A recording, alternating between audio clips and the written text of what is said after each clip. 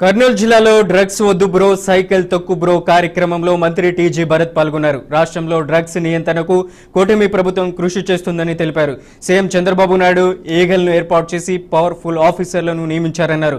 Drugs విషయంలో ప్రభుత్వం ప్రజల్లో పూర్తి స్థాయిలో అవగాహన తీసుకొస్తుందని పేర్కొన్నారు.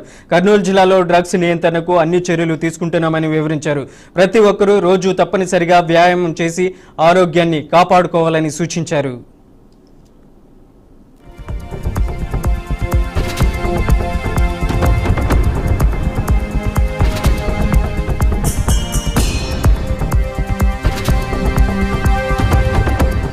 కొద్దిగా ప్రయత్నిస్తే మాత్రం will be drug free zone sir.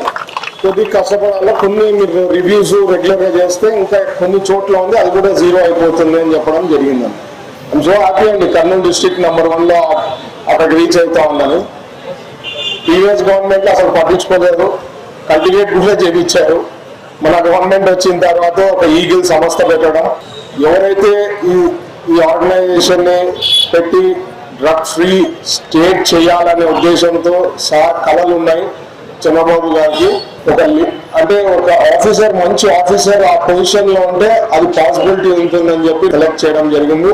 So వాళ్ళ టీం అంతా కూడా I think very efficient officers అని ప్లాన్ చేసి పెట్టింటారు. ఎందుకంటే this is very very important. మేము one of the top priority తీసుకున్నామండి గవర్నమెంట్ లో.